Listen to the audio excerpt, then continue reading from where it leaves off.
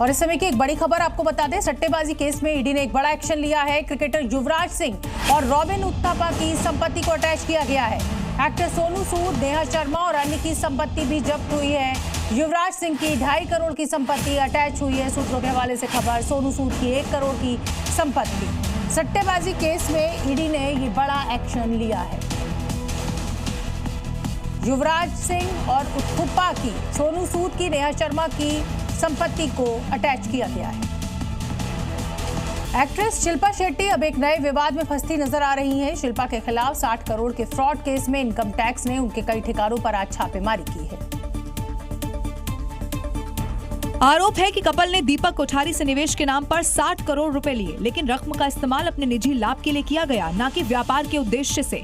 इस मामले में ईडी ने शिल्पा शेट्टी और राज कुंद्रा के खिलाफ जांच शुरू कर दी है। सूत्रों के मुताबिक बैस्टियन हॉस्पिटैलिटी कंपनी, जो मुंबई, पुणे, बेंगलुरु और गोवा में बैस्टियन नाम से क्लब और रेस्टोरेंट चलाती है, इस जांच के दायरे में है। इसी बीच शिल्पा के बेंगलुरु स्थित रेस्टोरेंट पर भी कार्रवाई शुरू हो गई है। शिकायतों के अनुसार यहाँ तय समय से देर रात तक पार्टियां होती हैं।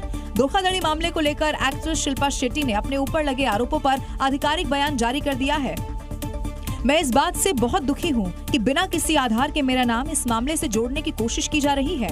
उन्होंने कहा कि संबंधित कंपनी से उनका जुड़ाव केवल नॉन एग्जीक्यूटिव लेवल का था और कंपनी के ऑपरेशन, फाइनेंस, डिसीजन मेकिंग या किसी भी तरह की साइनिंग अथॉरिटी में उनका कोई रोल नहीं रहा।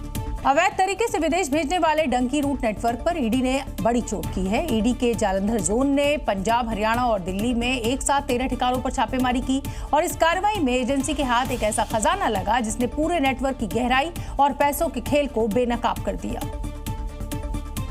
ये कोई बैंक नहीं बल्कि एक ट्रैवल एजेंट का घर है, जहां टेबल पर 500-500 के नोटों का अंबार लगा हुआ है।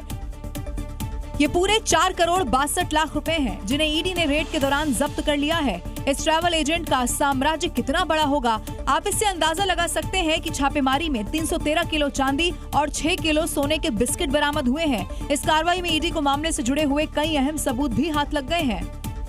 ईडी ने 13 ठिकानों पर छापेमारी की, जिसमें 4 करोड़ 62 लाख रुपए बरामद हुए।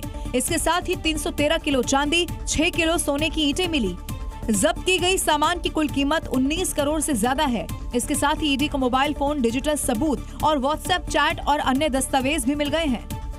जांच में सामने आया कि आरोपी अमेरिका भेजने के नाम पर लोगों से मोटी रकम वसूलता था। एक तरफ जम्मू कश्मीर में आतंकवादियों के खिलाफ कार्रवाई हो रही है, तो दूसरी ओर ड्रग तस्करों पर भी एक्शन हो रहा है। पुंछ में ऐसी ही कार्रवाई हुई है। यहाँ पर मोहम्मद इकबाल की करीब 1 करोड़ रुपए की संपत्ति को जब्त किया गया।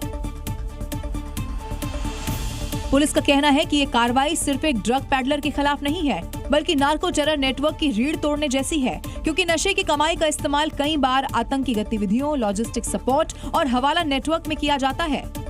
कि नार्को टेररिज्म के बाद जो पैसा इकट्ठा किया जाता है ड्रग ट्रैफिकर द्वारा, जिसका पूरा खेल कहीं ना कहीं पाकिस्तान से चल रहा है, तो इस पैसे का इस्तेमाल आतंकी हथियार खरीदने, गोला बारूद खरीदने और जम्मू कश्मीर में और देश के अलग अलग हिस्सों में हमले करने के लिए करते हैं। वहीं पुलिस ने लोगों से अपील की है कि वो नशा कारोबार से संबंधित किसी भी तरह की जानकारी साझा करें। जानकारी देने वाले की पहचान गोपनीय रखी जाएगी। देश में नक्सलियों के सरेंडर का सिलसिला जारी है और अगर इसी तरह नक्सली सरेंडर करते रहे तो डेडलाइन से पहले ही नक्सलवाद का खात्मा हो जाएगा, क्योंकि एक तरफ बड़े इनामी नक्सलियों का यमराज वाला टिकट काटा जा रहा है, तो वहीं नक्सल से प्रभावित राज्यों में नक्सली हथियार डाल रहे हैं। 31 मार्च 2026 इस देश को नक्सल समस्या से हमेशा के लिए मुक्त कर हमारे आदिवासी भाइयों बहनों के विकास का रास्ता हम साफ कर देंगे, प्रशस्त करेंगे। नक्सलवाद के खात्मे की डेडलाइन भले ही गृह मंत्री अमित शाह ने मार्च 2026 बताई हो, लेकिन डेडलाइन से पहले ही लाल आतंक का सफाया हो जाएगा। तेलंगाना में 41 नक्सलियों ने नक्सल का रास्ता छोड़कर मुख्य धारा से जुड़ने का फैसला कर लिया है और सरेंडर भी कर दिया है। इन नक्सलियों में 37 छत्तीसगढ़ के हैं तो 2 तेलंगाना के हैं। नक्सलियों ने BGL, 303 rifle, SLR, INSAS, AK-47, single bore gun जैसे एडवांस हथियार डाले हैं। हथियार डालने वाले नक्सलियों में महिला नक्सली भी शामिल हैं। कभी लाल आतंक को फैला रहे इन नक्सलियों को शायद समझ आ गया है कि शाह ने जो अल्टीमेटम दिया है वो पूरा होकर ही रहेगा। अगर इन्होंने ये रास्ता नहीं छोड़ा तो फिर इनका अंजाम भी बड़े नक्सली लीडर्स जैसा होगा। मध्य प्रदेश के बैतूल में नाबालिग की हत्या के मामले में पुलिस ने एक बड़ी कार्रवाई करते हुए मुख्य आरोपी अन्नू ठाकुर, उसके पिता और दोस्त का जुलूस निकाला। बड़ी बात यह है कि तीनों को जुलूस अन्नू के घर से बाजार तक निकाला गया। काश इस बंदे ने अंजाम की फिक्र कर ली होती, एक जान भी बच जाती और इसकी ये जलालत भी। अपनी पब्लिक जुलूस निकलवा रहा ये बंदा अनु ठाकुर है।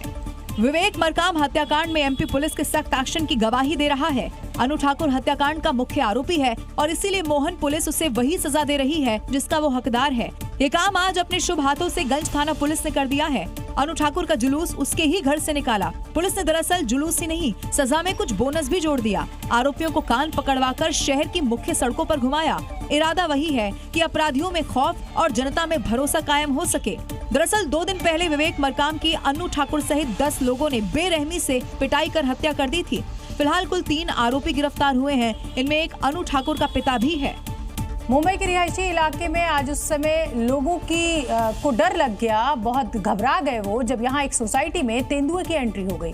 इस जंगली जानवर के यहाँ से दहशत का माहौल हो गया और इस दौरान तेंदुए के हमले में 4 लोग घायल भी हुए, लेकिन वन विभाग की कड़ी मशक्कत के बाद तेंदुए को पकड़ा गया। ये 3 तस्वीरें बई में मीरा भायंदर रोड पर परिजात बिल्डिंग की हैं, जहां इस तेंदुए को पकड़ने की कोशिश की जा रही है। कहीं पर जाल बिछाया गया है तो कहीं पर ट्रैंक्विलाइज करने वाली गन का इस्तेमाल किया जा रहा है। तेंदुए की एंट्री से आसपास के लोगों में डर का माहौल था। कभी तेंदुए इस बिल्डिंग में तो कभी कभी सीढ़ियों पर देखे जा रहे थे। रेंजर्स भी कड़ी मशक्कत कर रहे थे कि किसी तरह तेंदुए को काबू में किया जा सके। तभी तेंदुआ रेंजर्स से बचने के लिए कमरे में घुस गया, जहां पर रेंजर्स ने उसे घेर लिया और फिर ट्रैंक्विलाइजर गन ने उसे बेहोश कर दिया। बताया जा रहा है कि इस पूरे ऑपरेशन के दौरान तेंदुए के हमले में करीब 7 लोग जख्मी हुए, जिनका इलाज चल रहा है, जिसमें एक महिला है जिसकी हालत गंभीर बनी हुई है।